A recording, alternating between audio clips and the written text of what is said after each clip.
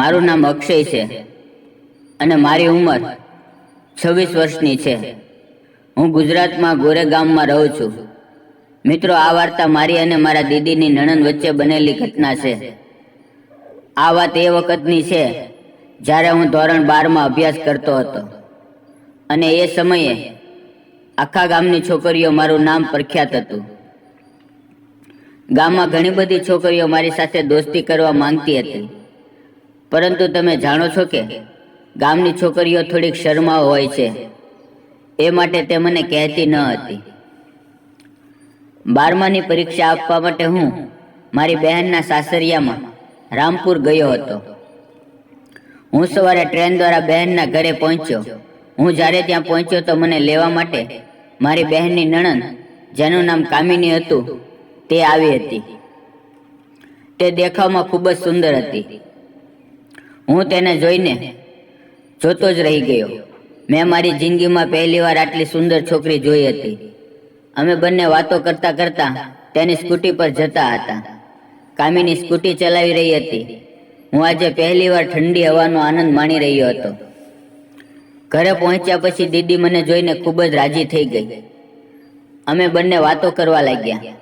બપોરના 12 વાગી રહ્યા હતા એટલે બહેને મારી માટે જમવાનું બનાવ્યું અને અમે બધા સાથે જમ્યા. મને મારી બહેને પરીક્ષાની તૈયારી કરવા માટે છત ઉપર એક અલગ રૂમ આપ્યો.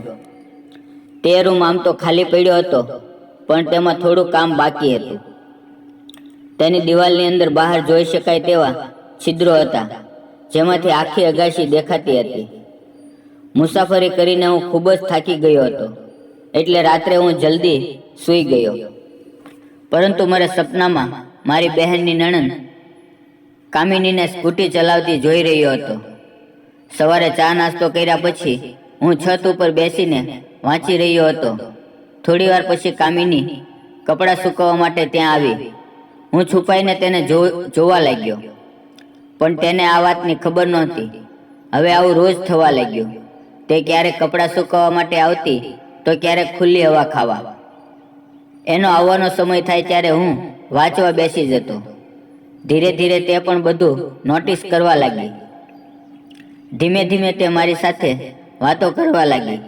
તે મારી સાથે લાંબો સમય વાતો કરતી અને પછી પોતાનું કામ કરવા જતી રહેતી.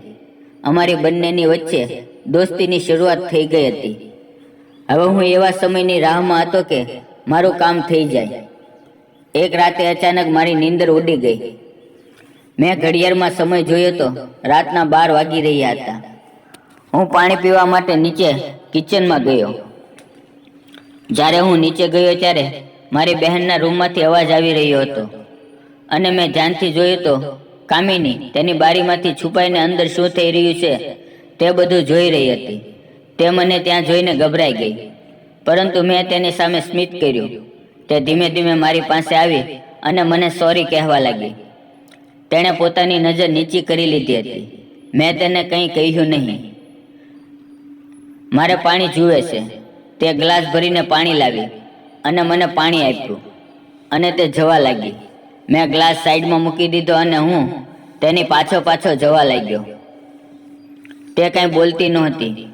મેં પાછોથી તેનો હાથ પકડ્યો અને મારા મનની વાત બતાવી દીધી કે મારે શું જોવે છે. તે ચૂપ રહી, પણ તેની આંખો મને આમંત્રણ આપી રહી હતી. મેં તેની આંખોમાં મારી માટે પ્રેમ જોયો અને તેને પણ મજા કરવી હતી. પછી શું, ખેલ શરૂ થઈ ગયો. જો તમને સાચી વાત કહું તો તે જેટલી શરીફ દેખાતી હતી એટલી સીધી હતી નહીં. તેણે આ દાવના બધા દાવ પેચ આવડતા હતા. તો મેં તેને પૂછી પણ લીધું કે તે આ બધું ક્યાંથી શીખ્યું છે. તો તે મને કહેવા લાગી કે હું આ ખેલની અંદર પાકી ખેલાડી છું અને હું આ રમત ઘણા વખતથી રમેલી છું. હું સમજી ગયો. હવે સવારના 4 વાગી ગયા હતા. હું મારા રૂમ ઉપર પાછો આવ્યો અને મારા રૂમમાં આવીને સૂઈ ગયો. મારે 1 મહિનો રોકાવાનું હતું અને આ પ્રોગ્રામ રોજ ચાલુ રહ્યો. કોઈને પણ કાનો કાન ખબર ન પડી અને મને મોજે મોજ પડી. મિત્રો, વિડીયો પસંદ આવ્યો હોય તો વિડીયોને લાઇક અને ચેનલને સબસ્ક્રાઈબ જરૂર કરજો. ફરી મળશું એક નવા વિડીયોમાં. ત્યાં સુધી આવજો. વિડીયો પૂરો જોવા બદલ તમારો ખૂબ ખૂબ ધન્યવાદ. વિડીયોમાં આવેલા નામ, પાત્ર અને ઘટના ફક્ત કાલ્પનિક છે. તેનો કોઈ પણ વ્યક્તિ સાથે સંબંધ નથી. આ વિડીયો ફક્ત ને ફક્ત મનોરંજન માટે બનાવવામાં આવેલો છે.